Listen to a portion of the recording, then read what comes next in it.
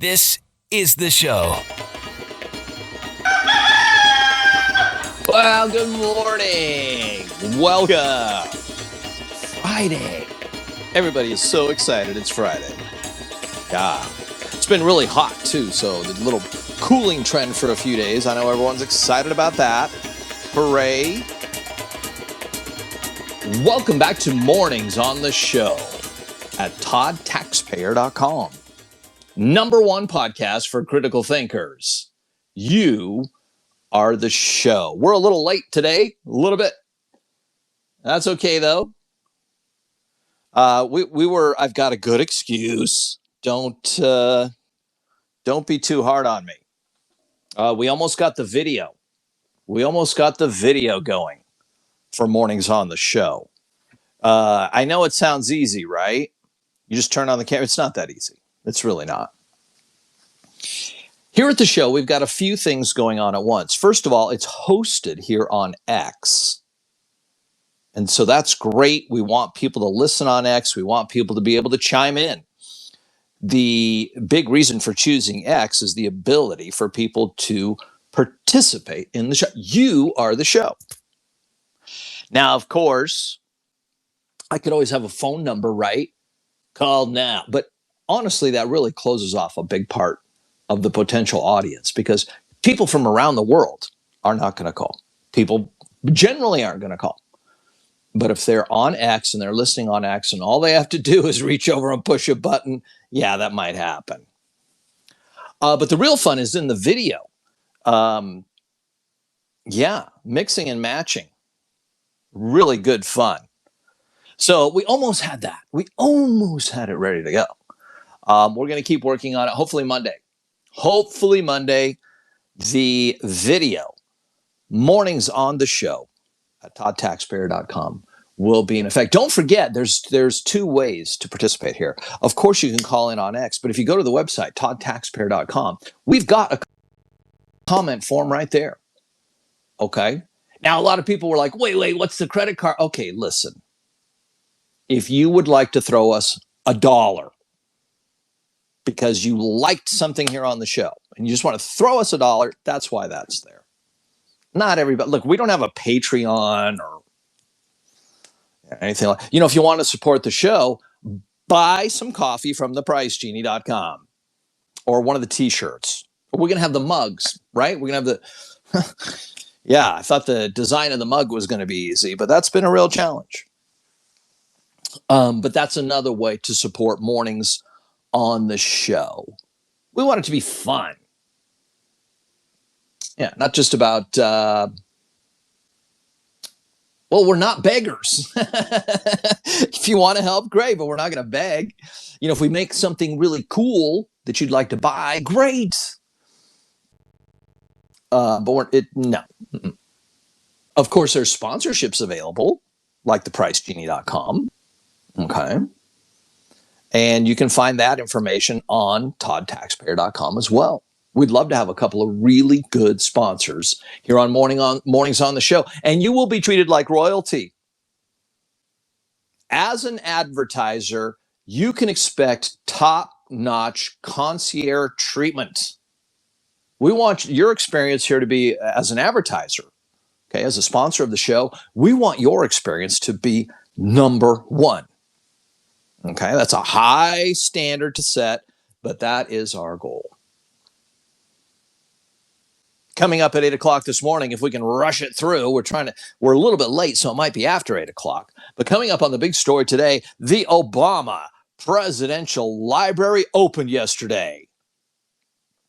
What a contrast. I mean, there was so much happening yesterday on that side of the table between the things that are happening in Washington, D.C., and the things that were happening in Chicago. Those two cities have always had a bit of a rivalry ever since the cow kicked over the lantern for the Chicago fire, right? That legend, cow kicked over the lantern in the barn, and that started the fire that burned Chicago down. The night Chicago died.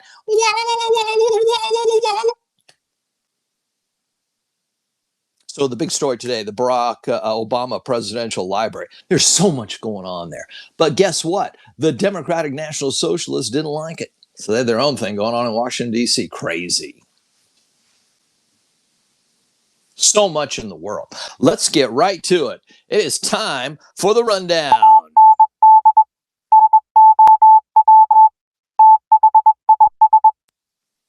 Price of oil slightly up, $74.98. Remember, the administration's got a target price of $60.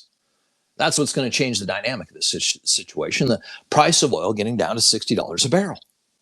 Now, there are some concerns about the oil supply in the United States right now, and that probably is into it too. But right now, price of oil somewhat steady, slightly up, $74.98. J.D. Vance got rejected. Okay, yesterday. Yeah, the Revolutionary Guard, the Persian peace is a little off one day in. See why it's called. The Greeks knew about this thousands of years ago. You pay attention to that? J.D. Vance was told to stand down as he was about to hop on a luxury airliner, Switzerland, to begin the quote unquote technical talks of the Persian peace. See, I want to explain this so you understand. A memorandum of understanding is just like waving hello. Okay?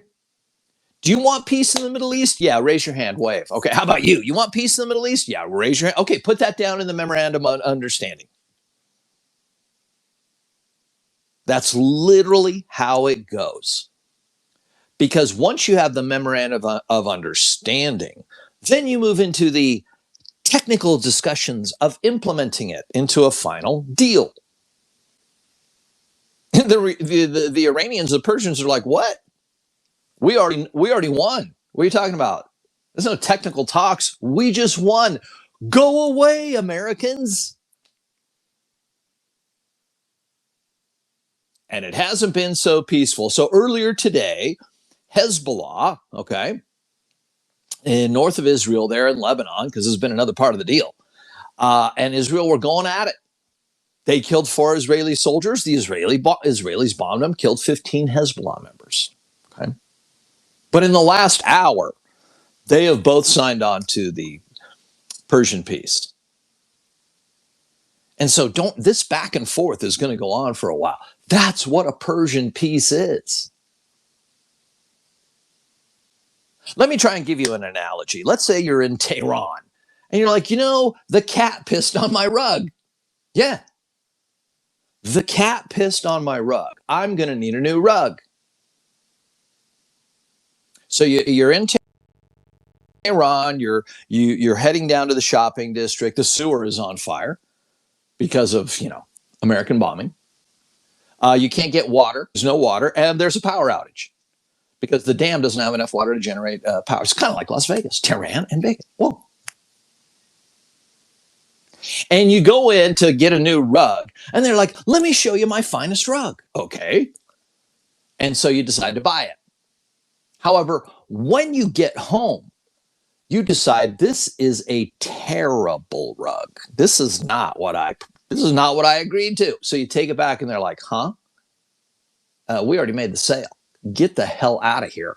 Don't come to me with your crappy rug. You did that. That's what the Persian peace is. Now, this is not good for J.D. Vance. He just had a run. He just apologized to the single cat women. He just got the endorsement of Joy Behar on The View. But if he can't close the Persian peace deal, well, that's not very presidential. Meanwhile, Marco Rubio, who's thinking about it as well, like both of these people want to be president. What do you think his next move is going to be? Keep your eye on Cuba. Yeah, keep your eye on Cuba. That may be why they're trying to settle this up. Cuba could be next. Who knows? We got our eyeballs on it. We're watching. We're going to keep an eye on them, trying to hold them accountable. Tulsi Gabbard has resigned as the DNI. Now, this is who works in the White House, the DNI director of national intelligence. After 9/11, it was like, wow, we've got over 35 intelligence agencies out there, not counting the Department of Defense.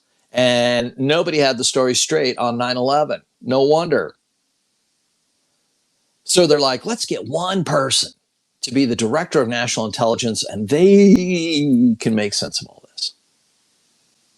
Well, Tulsi Gabbard gave it a good shot. She's been there for over a year, and she found some interesting things.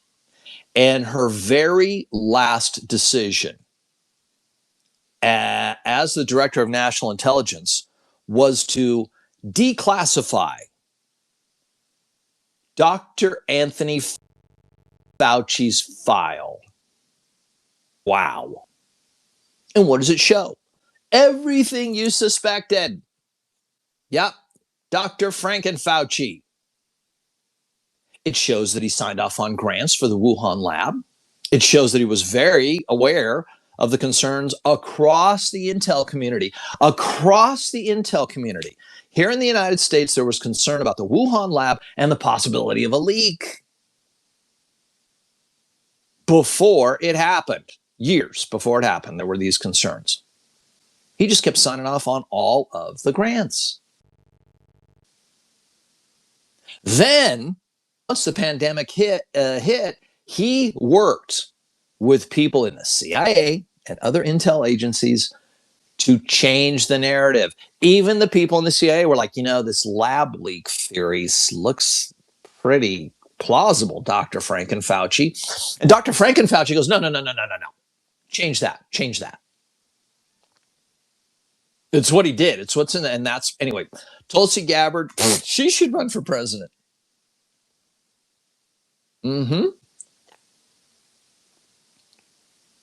Governor Lombardo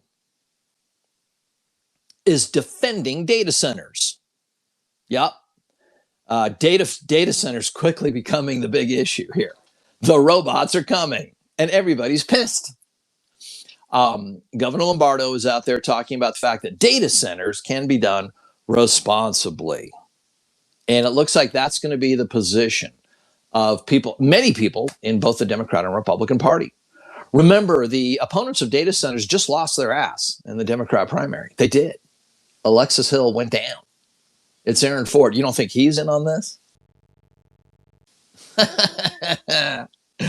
Yeah. So anyway, we're keeping an eye on the center issue. That is matriculating. That's an educator term, right? It's matriculating this issue of data centers. Home ownership. This is also becoming a big issue across the country. It's part of the success of the Democratic National Socialists. Now listen to this, because some of the facts are very, very interesting. Home ownership, the cost of home ownership has doubled in the last 6 years. Since 2020, the cost of home ownership has doubled. Now, in the real estate market, very low activity. Okay, everybody's sitting, everybody's waiting to see what the hell. And because of that, that's meant weak demand, and so fewer units of housing, especially affordable housing, are being built, contributing to the supply part of this. And that's contributed to an ownership decline for the second year in a row. More renters. Let me say that again. For the second year in a row, and this is rare, home ownership has declined in the United States. There is a supply problem, but there's also weak demand. And why would that be?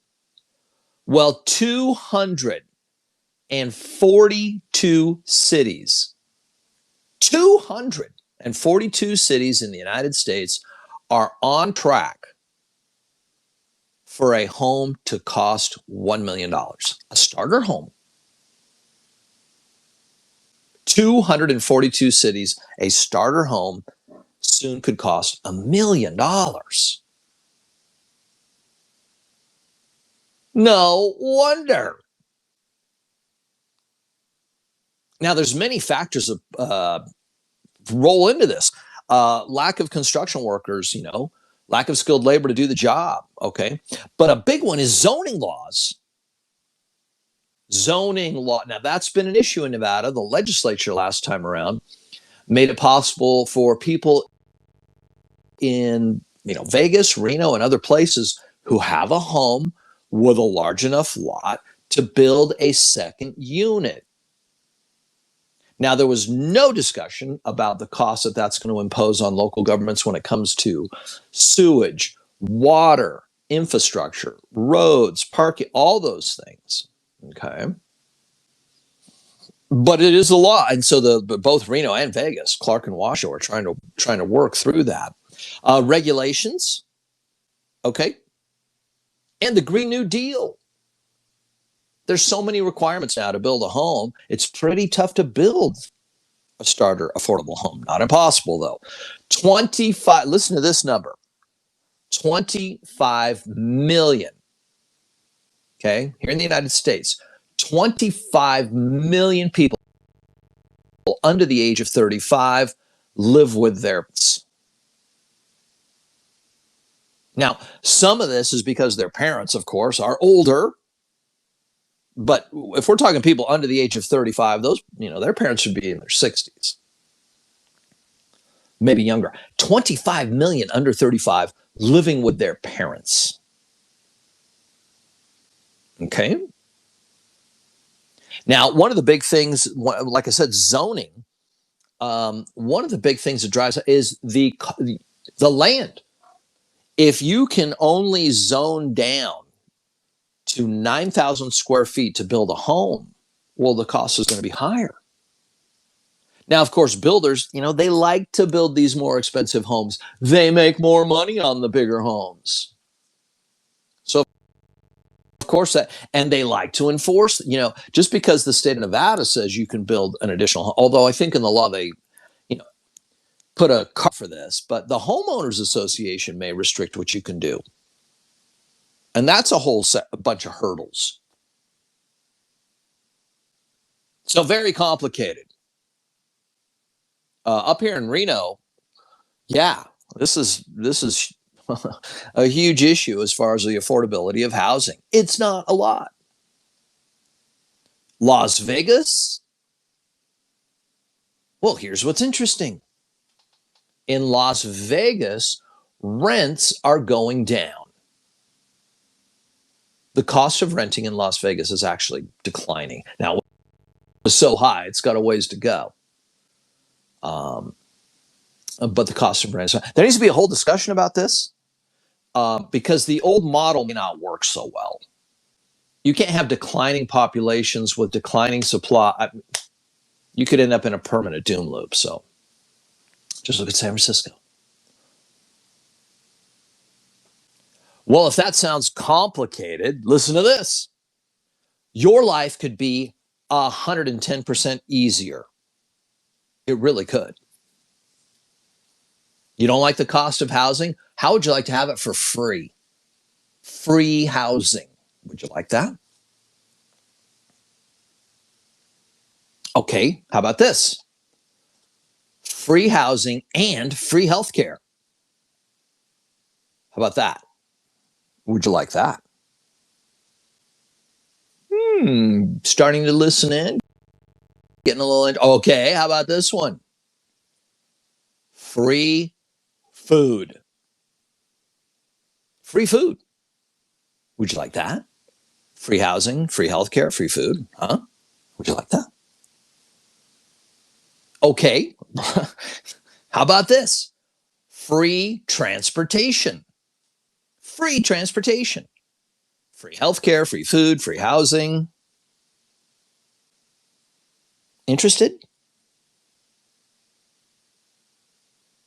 I'm going to put something on the table that's absolutely going to close the deal for you, make your life 110% better. Better. You ready?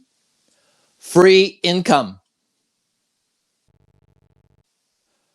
Free income, free healthcare, free transportation, free food, free housing. Would you like that? All you have to do is move to Massachusetts. Yep. Move to Massachusetts and you can have it all. It's very simple. Just move to Massachusetts and all these things can happen. Now, don't go to Massachusetts and tell them who you are. You basically are going to have to borrow, unquote, somebody else's identity. In fact, it's not even that easy. What you need to do is get a boat. It doesn't have to be big, small boat.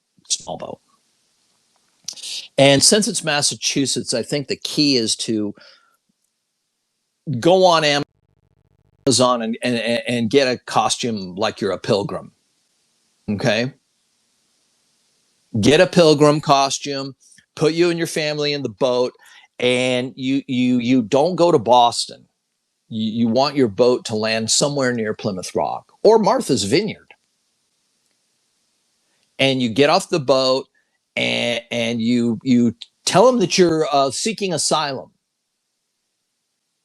And you're afraid you're going to get killed if you don't, if you get sent home. And then just start asking. You only need to fill out one form. In other words, once you fill out the form for the free housing, you just take a duplicate over to the agency that does the free food, then take a duplicate of that over to the agency for free healthcare, and then free income. This is how it works in Massachusetts. You didn't know about that? Well, guess what? Nobody else knew about that either. Until the United States Attorney from the Justice Department started investigating fraud.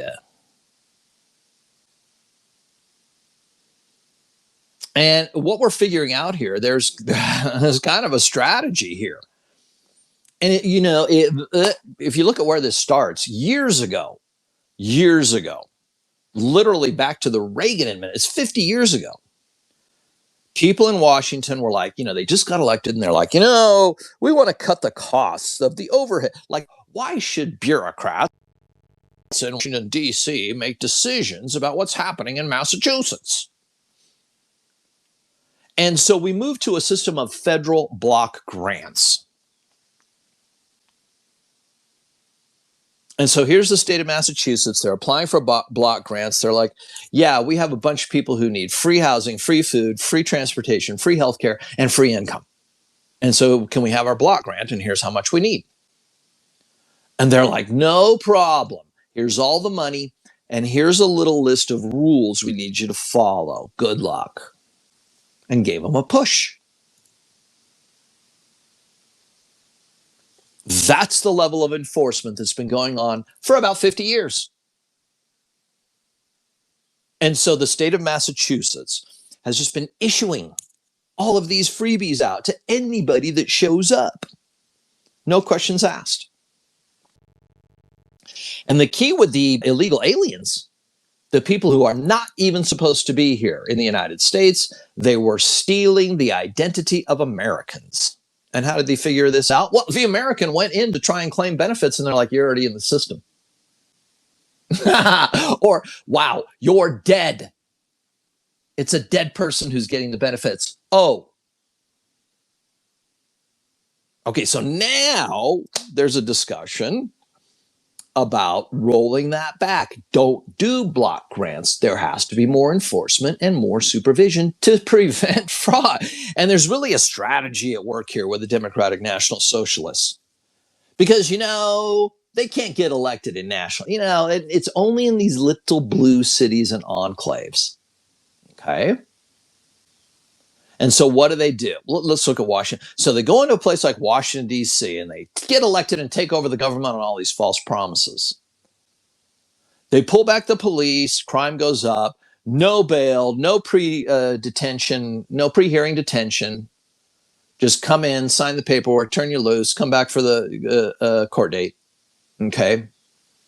Get everybody on the system. As many people as you can. Free housing, free food, free transportation, free healthcare, free income. Not just the illegal, everybody. Get everybody on that as much as possible. Drain the system. When you look at the federal government, the expenditures for health and human services, I believe, is the biggest one. That's where we spend all. Now it's all piled, in there, all the different things, and many of them are legit, but there's so much room for fraud. There are trillions of dollars flowing through there every year, billions per day. And as the system gets drained down and people are starting to get angry and demoralized, then you start the protests. Yeah. Everything you can think of. Wall Street, ICE, burn it down. College campuses, Palestine. Protest, protest, protest, protest, protest. Let the chaos ensue. And then slowly take over. Take away your rights. Censorship. Gun ownership. Yep. Pack the Supreme Court. Statehood for DC. Statehood for Puerto Rico. Non-citizen voting. This is where they're going, folks. But it's not because they're trying to do good. This is a charge to power. Doesn't matter. We're going to need a Nazi in Maine to get rid of this fascist king. Because that old white lady is dumb, even though she shows up to work 10,000 times in a row. Work ethic and values mean nothing. It's all about power. And that is played out. All of this played out yesterday. We're just going to skip. I've got a couple other broken balloon and Pahrump and mental health of remote work. We'll get back to that another time. But honestly, this rolls right into the big story. So that's the roundup for now.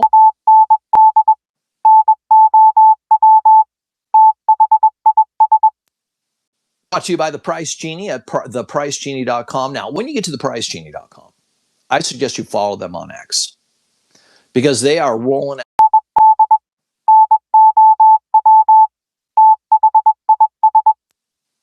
Brought to you by The Price Genie at thepricegenie.com. Now, when you get to thepricegenie.com, I suggest you follow them on X because they are rolling out deals all the time.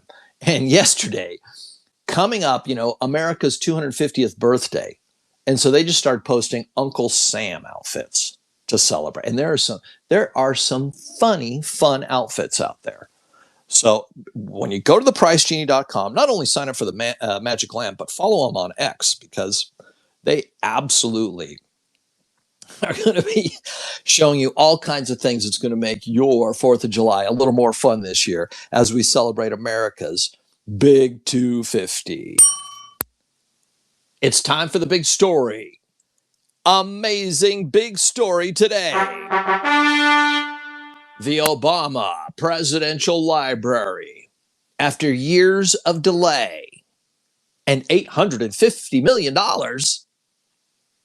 it opened yesterday. What a crazy event this was. It really was a little wacky.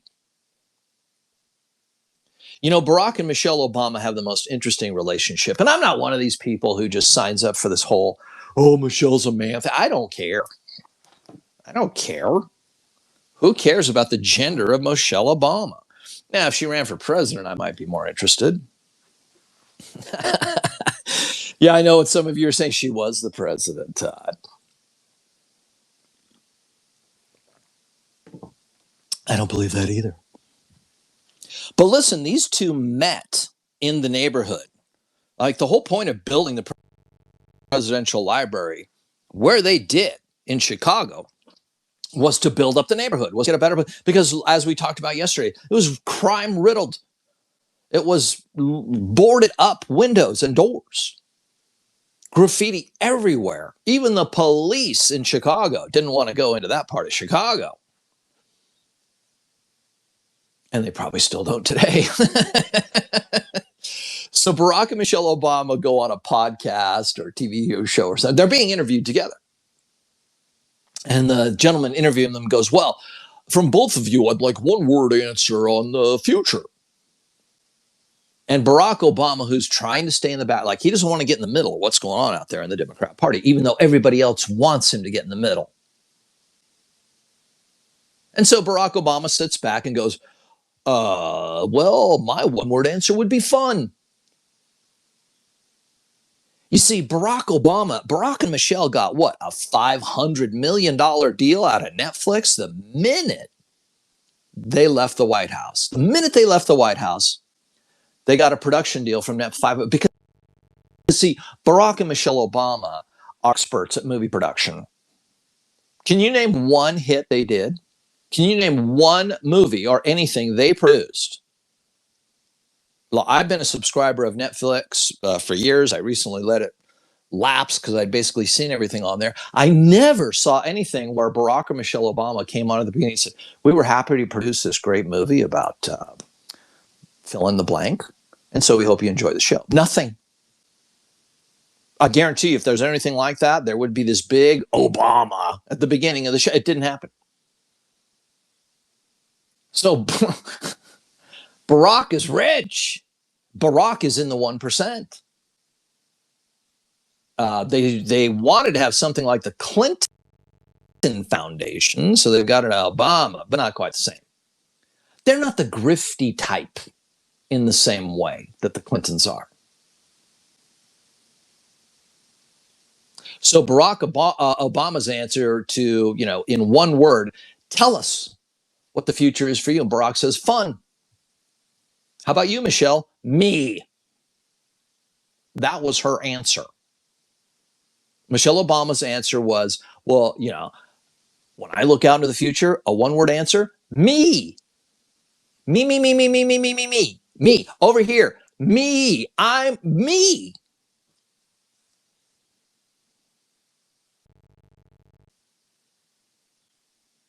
Does that not play into so many stereotypes? That just is so...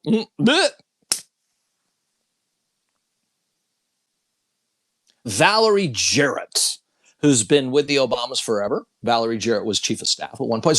She's one of their primary advisors. And she's actually in charge over at the Obama Presidential Library. And so the ceremony to open the Presidential Library, do you know what it started with? I don't think it was the Pledge of Allegiance. No, it started with a land acknowledgement. Do you know what a land acknowledgement is? Well, it happens at the Washoe County School Board every time they have a meeting. Every time the Washoe County School Board meets, they start with a land acknowledgement. Now, the only reason they do the Pledge of Allegiance is because it's required by law. But if that wasn't required, they'd probably skip that too. Go straight to the land acknowledgement. What's a land acknowledgement? A land acknowledgement is where they recognize the fact that the land they're standing on was stolen. In the case of Chicago, Valerie Jarrett said she wants to, quote, honor the Anishinaabe, the Council of Three Fires, the Ojibwe, the Ottawa, and the Potawatomi nations. This was immediately recognized for the false, performative, left-wing routine that it is. And same thing up at the school district, okay? Same thing. And it all is based on the premise that the United States is based on everything stolen and evil. Like the United States should not exist because it's a stolen nation. And so we should burn it down and create a society based on democratic national socialism. That is the message. That's how they opened up the Barack Obama Presidential Library.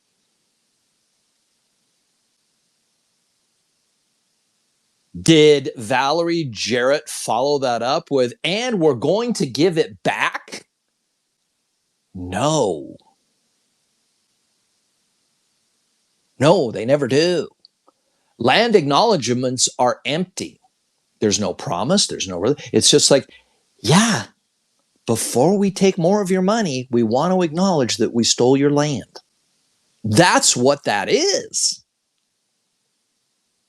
And it was widely mocked. Widely mocked.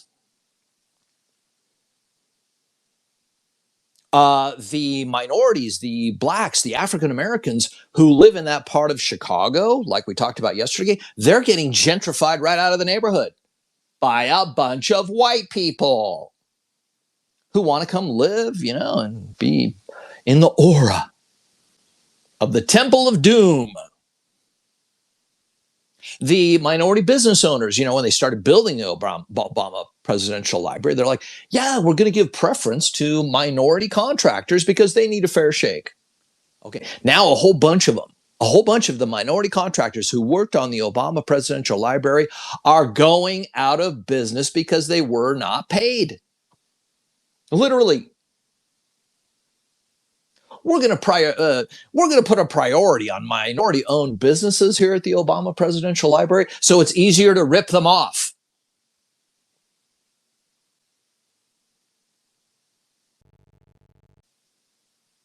And every old school lefty from around the world showed up for this thing. Angela Merkel was there.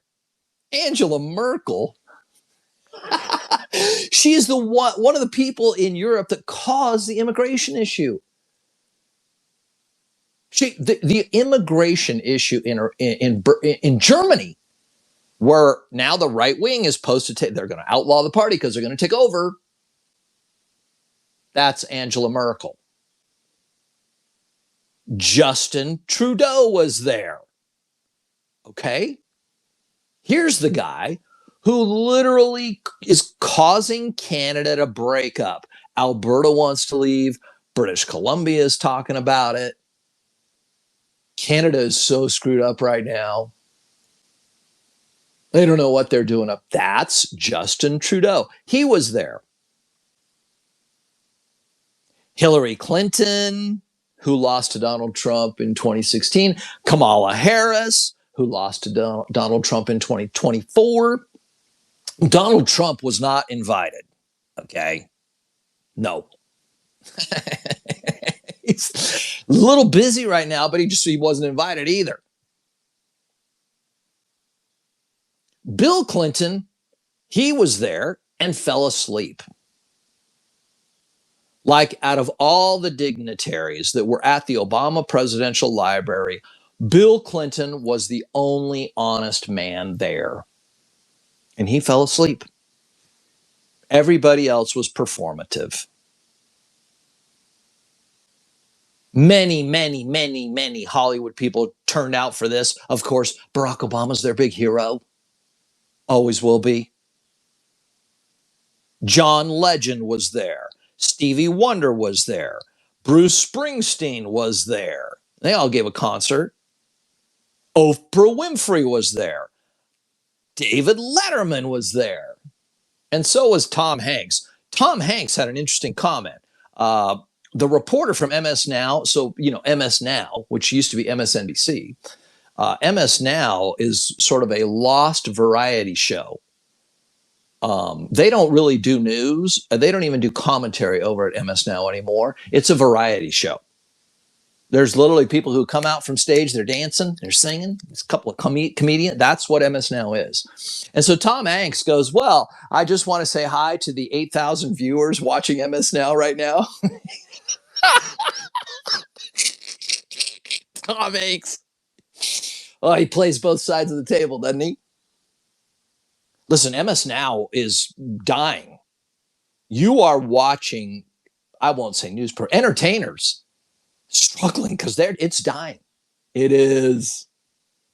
They replaced the morning show with a man that looks exactly like Rachel Maddow. So they're in trouble. And the reporter tried to play it off and said, well, maybe it's a little bigger than that. And Tom Hanks goes, go ahead and add a zero, 80,000.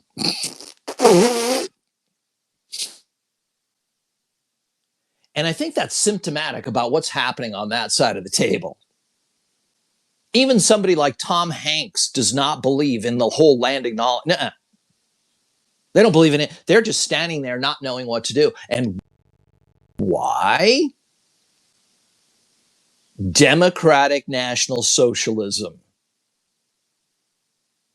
Everybody at the Obama Presidential Library yesterday is living in fear of the Democratic National Socialists because they've been very open about who they're coming for. It's not President Trump. They're coming for them. The Democratic National Socialists are not after President Trump. Oh, sure, they talk about him. But who are they really after? The Hillarys, the Kamalas, the Schumers.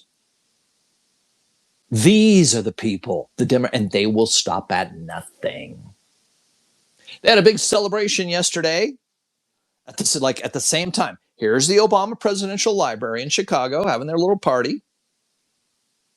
And the Democratic National Socialists were also having a party in the nation's capital in Washington, D.C., as they begin to celebrate the victory of Denise George, the Democratic National Socialist who could soon be the mayor of Washington, D.C. AOC was there, Sanders was there, Mondani was there, and Mondani's speech said something interesting. You have to just listen to these people. They'll tell you what they're all about. And he talked about the fact that people are tired of the Democratic Party that just send a letter. They want somebody with a firm hand. Do you know what that means? You better read between the lines what that. These Democratic National Socialists are not operating like Americans.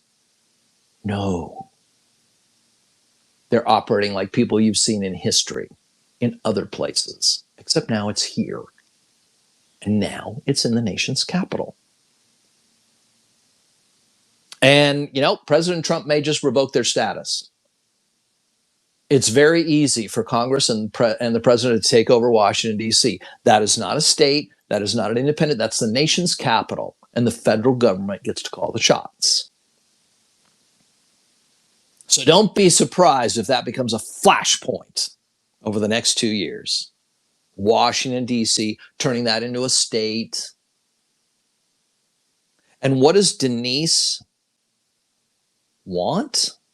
Denise George, the new mayor of D.C.? Well, no more ICE. She wants to kick ICE. Just kick Homeland Security out of the nation's capital. Talk about putting us all at risk. No bail, no pre-hearing detentions. Just turn them loose. Free everything for all. This is what they want to do. And that is the big story.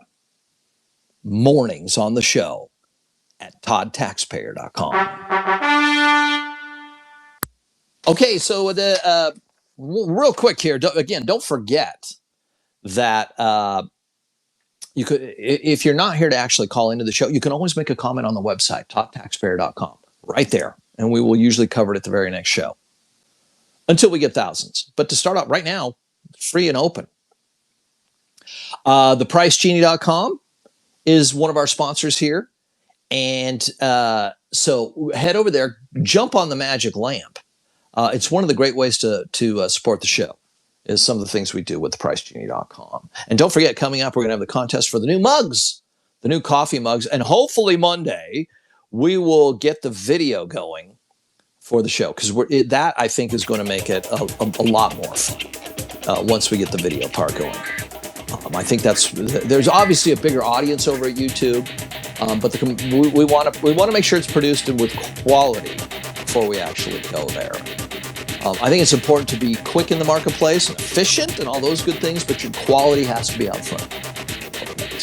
We're going to stick to that. Have a great day. This has been Mornings on the Show at ToddTaxpayer.com. We'll see you tomorrow.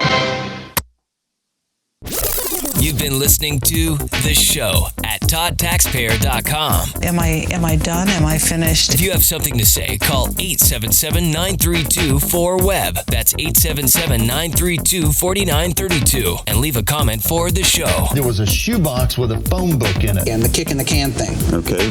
No one envisioned. The Show at ToddTaxpayer.com.